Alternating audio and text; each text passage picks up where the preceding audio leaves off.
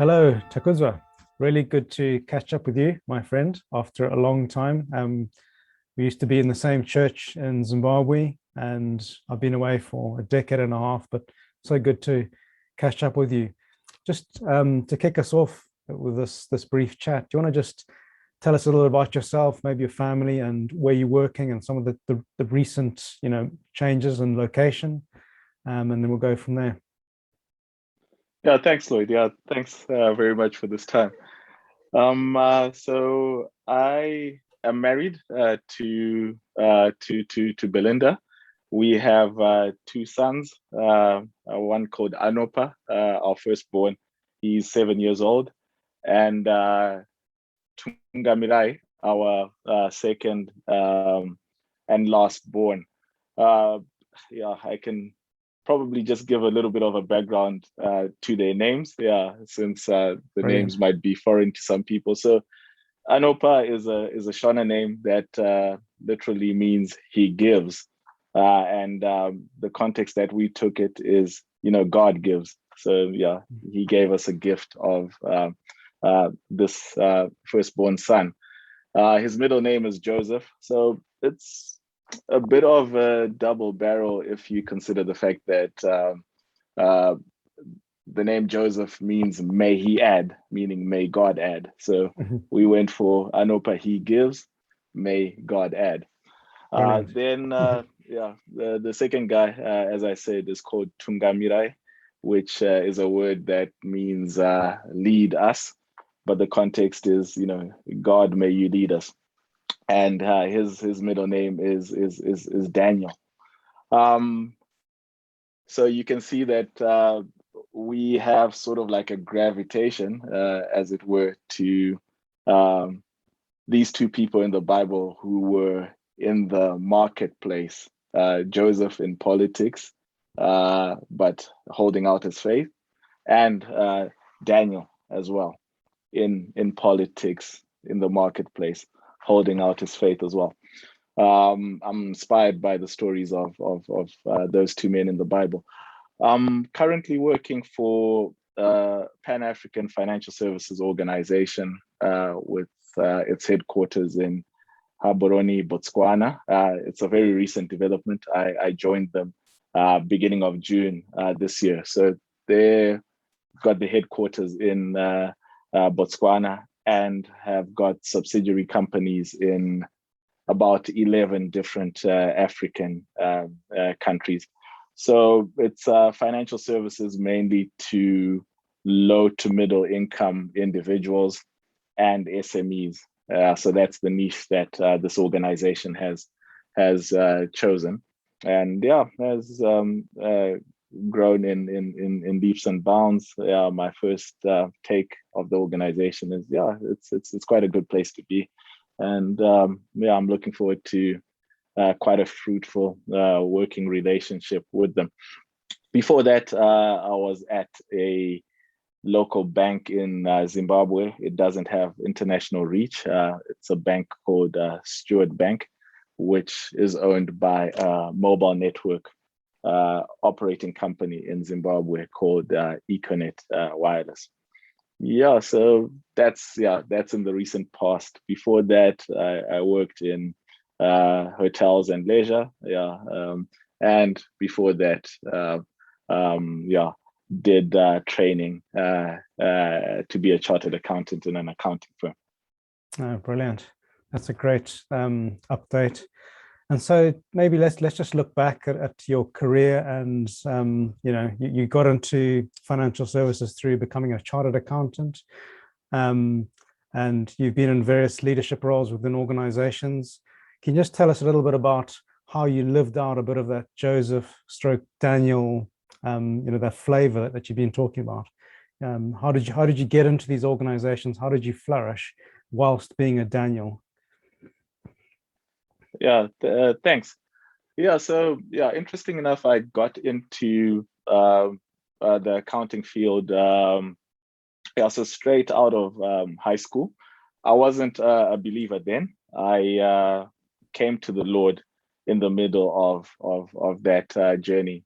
Just felt a real emptiness inside, and all this pursuit of um, call it wealth or whatever name you'd like to call it, prominence, that kind of like drives that sector. I just found at some point to be empty and void. It was obviously God's spirit, working in my heart. I had been someone who attended church, a family church that we used to attend whilst growing up. But at some point, it really did hit me that I wasn't really a believer. I was someone who, was just attending a church. Then I gave my life to the Lord midway in this, we called it articles training, training to be a chartered accountant. I gave my life, joined a good family of churches, New Frontiers churches here in Zimbabwe. And one thing that really resonated with me was, I think, just the application of God's word in this family of churches, that once you become a believer, there's really no sacred and secular divide. And, there isn't really a clergy and a laity, which was part of the background that I was coming from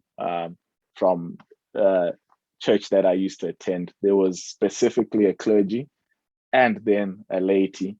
And then here and there, you would have what they would call lay preachers who would sometimes preach on a Sunday. Yeah, but the job of preaching and teaching was, left to the priests. So just that early teaching, or the teaching earlier in my Christianity, that once you've entered into the kingdom of God, there's really no sacred or secular divide, and everyone, is a priest, really, and that really helped me not to think about coming out of the business sector. And you think, look, I've become a Christian, and as I'm growing in my faith, would want to be part of a eldership or pastoral team in a local church. And in order to do that, I would then have to come away from a job in business. I think that became clear from the beginning, that you can hold out your faith where you are, and God is really pleased with that. In fact, I think it's somewhere in the book of Acts where Paul is at a certain place. Is it in Athens or something? And he actually says that God determined the places and times that you would live, and he did that in order for people to know him. So God is very specific, where he's placed you, the time and season why he's placed you there. And I think these were certain things that kind of like by God's grace streamed through early in my Christian walk, and managed to see that it's most probably where God's placed me, and I've stuck it out in business, working for various organizations, as I've kind of like outlined. No, fantastic. And just tell us a little bit. I know that you've worked at various companies.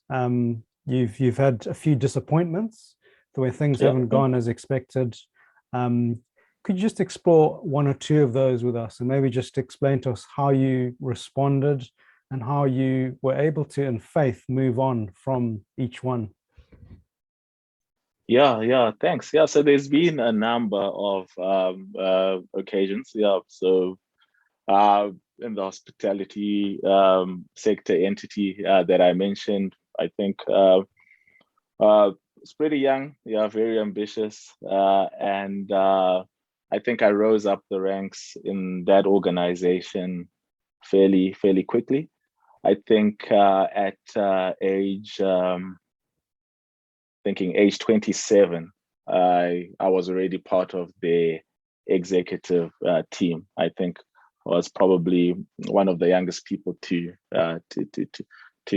come to that level of management. And in that, you then start, encountering, some of the friction, unfortunately, that comes with the business world. It could be jealousies of different sorts, and sometimes people can go out of their way just to make life a little difficult, for you. And so I've had those sort of experiences.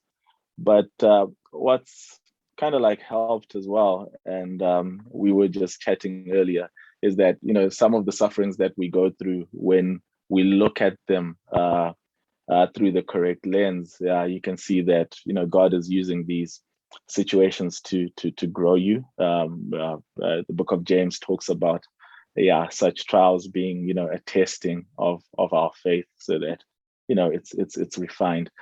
So then moved into telecommunications. From there, again,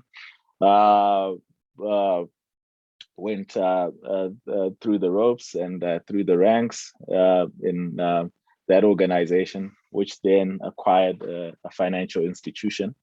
And I ended up in banking, and I would say this the usual sort of stuff that I encountered before. And interesting enough, sometimes even from people who hold out to be Christians, or claim they live according to Christian principles, but I think that's something that took me aback a bit, for the sake of people who do not believe in God. You can sort of like expect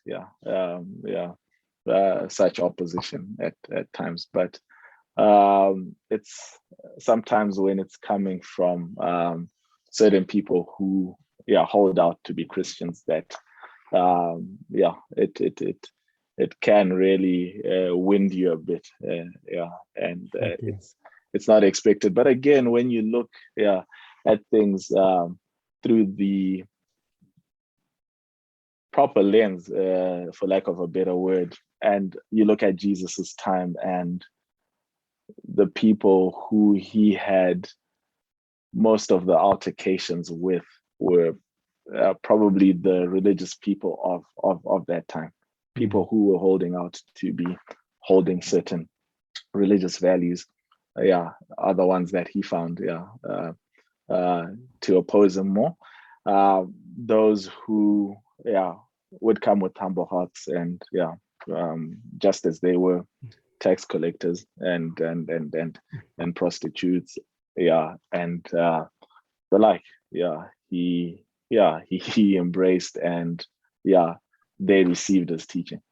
So that's how I began to look at it, and still kind of look at it. But you need to remind yourself every time. It's never really easy. No, that's really useful.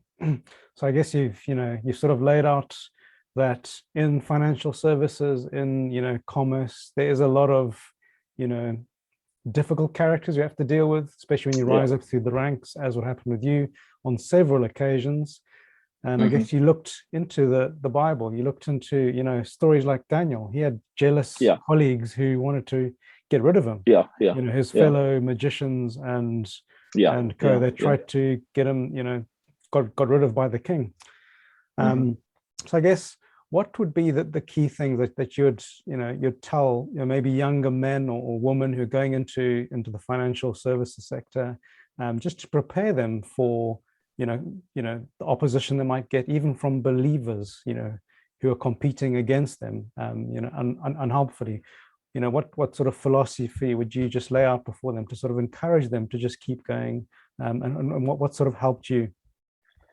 Yeah. So I think there's a place somewhere in First Peter, I think, which talks about and sorry if I'm belaboring the point, which talks about suffering, Mm, and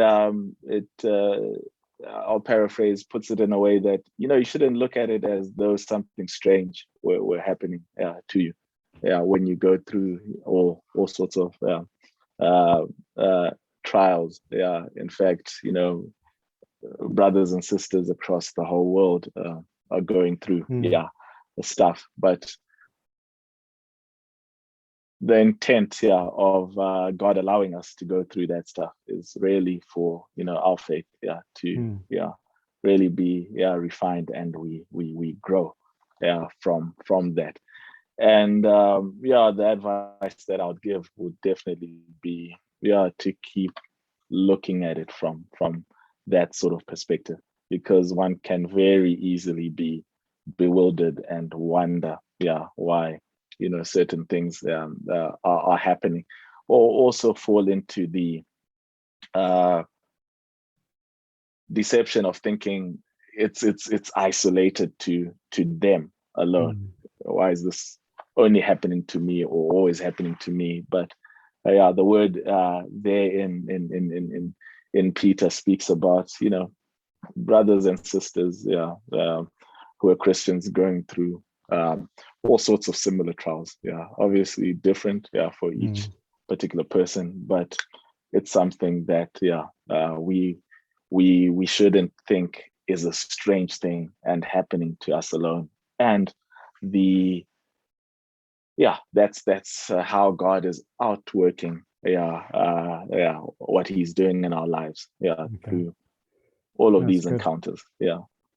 So yeah, just did you just thinking about that's obviously been quite a long time of trial and having to get Yeah. yourself. Did you surround yourself with other people to bounce ideas off? How did you actually help yourself through this, and how did you allow other people to speak into your life at this time? Because it's not easy to sort of open your heart up and say, listen, I'm struggling with Yeah. this, Yeah. and this person, we actually know these people, or this person's a believer. Yeah. Yeah. How did Yeah. you Yeah. Yeah. how did you allow other Yeah. people to speak in? Yeah, definitely confiding and opening up to one or two brothers in the church. Yeah, got a very good friend who I've known for in excess of 20 years now. Called Doug. Yeah, remember Doug? Yeah. Oh yes, Doug. Yeah, definitely. Yeah, so he's definitely one guy who I'll just pour out to completely. He similarly, because of our career backgrounds, at some point, also went through certain difficulties, I from a work remember. context. So we could relate apart from just being Christian brothers. We could also relate in that sort of context, and yeah, that was really really helpful for me, and it was a pillar, because sometimes this going through obstacles at work could last a prolonged time. I'm Mm, talking about a year and a half, and you'd really think that if you're talking to just anybody, they could grow tired of your stuff, and someone could then start looking at you and saying, "Oh, are you really sure? Yeah, you haven't you know disobeyed God in this way and that way, and this is why these things are happening to you, etc., etc." um but I found that confiding in one or two people who really God sent, people who God put in my life, greatly helped for me to go through those things. They didn't grow tired of me, yeah and my stories, that's and how brilliant. prolonged some of Mm, these seasons were as well. yeah. That's really wise. I guess if we are helping other people who are struggling, it's good to persist and keep listening, keep walking with them. Don't give up. And Yeah, maybe yeah, because you've been through prolonged seasons, maybe you are one of the best ears to have. You know, someone who's going through seasons of suffering. Maybe someone who's a bit younger would be able yeah, to come to you, and you wouldn't rush away and be impatient with them. So, you know, suffering yeah, produced yeah. that sort of patience within you. So Uh-huh, uh-huh. yeah, so thanks for holding out and going through it and diligently searching God through it all. Just maybe looking back on the way that you've grown as a leader. Can you just tell us some of the key things you've learned through both seasons of adversity, but also times of peace and joy? What are the key things God has shown you or you've learned from the workplace about leadership, about yourself, even? Just maybe a couple of points on that. Yeah, sure. Yeah, I would say what's key really is for one, yeah, in a leadership position, and it could be in a workplace context or even in a church context, I think is to try and not spread yourself out too thin. Mm, I think one thing that I have deduced even from the life of Jesus, yeah, he had 12 disciples, but even in that 12, he had three. Um, uh, yeah, Peter, James, and John, I think. Yeah. So mm, there was the three, the 12, and in a certain context, there was even 72 who were, sent out.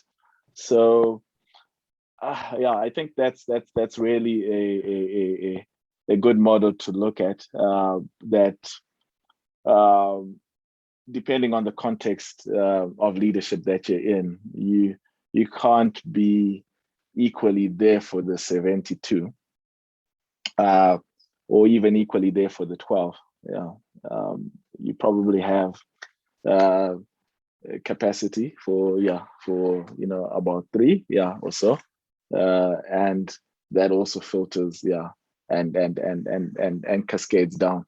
Um, then also looking from the life of Christ, just how he would separate himself and yeah, and dedicate himself to prayer. Uh, that yeah is absolutely key. Yeah, although he had lots of responsibility, and I'm sure there were so many demands, yeah, for his time. Uh, so that routine of coming away, yeah, from it all and yeah, being in the presence of the Father, I'm sure was what, yeah, caused him to operate in such power, although being God, yeah, himself.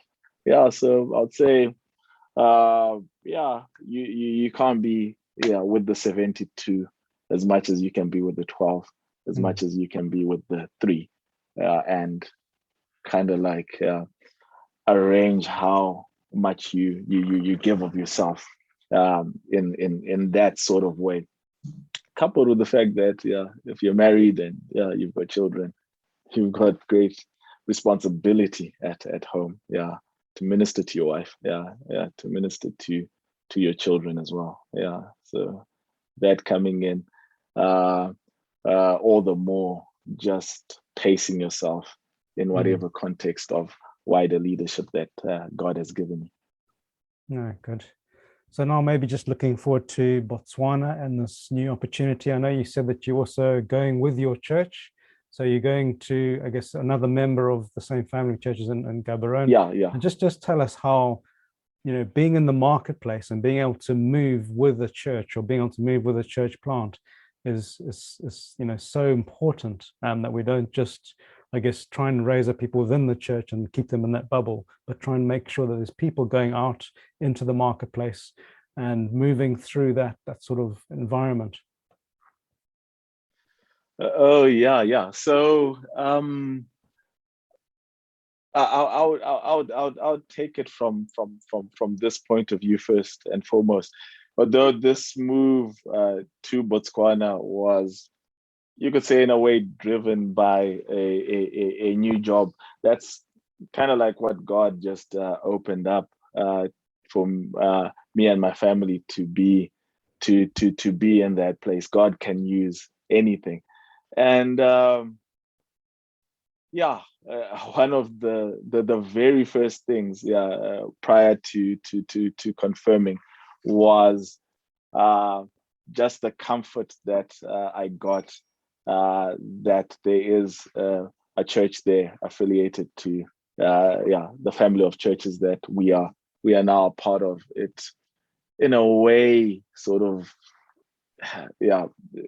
spoke to me as confirmation, that God is really opening this up. And I see myself and also see all other Christian people who are working in businesses more from the perspective that that's the place where God has put you to be, salt and light in that particular place, and not so much that there is Takudza, the accountant, who is in this particular place and he's doing accounting work there, but it's Takudza, a believer in Jesus Christ, who God has placed in this organization to be salt and light there.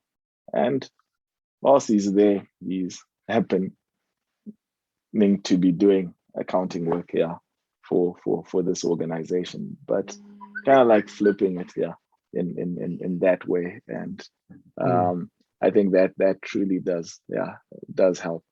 That's brilliant. I love how you just brought that together, saying that you had this opportunity, so the circumstance came up, but your confirmation, if you like, was being part of a local church there, and that sort of just rounded it up for you. And that's brilliant how you just brought that together. Just maybe wrapping it up, I just wanted to maybe, looking back at your younger self, what would you say to yourself, having gone through all the trials you've been through, as well as the joys, family life? What maybe, I don't know, 2 or 3 things would you say to yourself? Maybe watch out for this, or go for this, or whatever you might say to yourself. Yeah, I probably would tell myself, I think, to just be more patient. More patient with regards to anticipating progress in whatever context, whether it's leadership in a church context, or leadership in the business realm.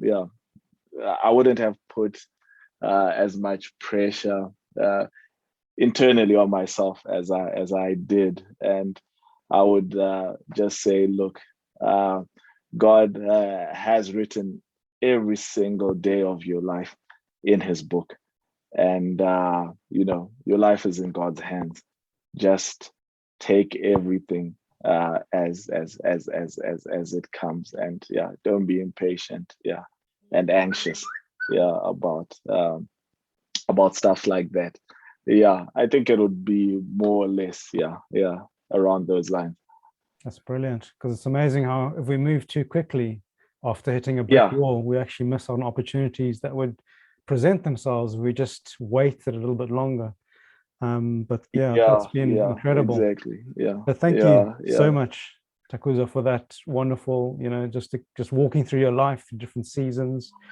Really appreciated you making the time, and I'm sure it'll encourage many people who are going through the same things as you, who are going into accountancy, leadership in the financial services industry. So thanks a lot, my friend. Yeah, thanks a lot, Lloyd. I really enjoyed this time. Regards to your family. Cool.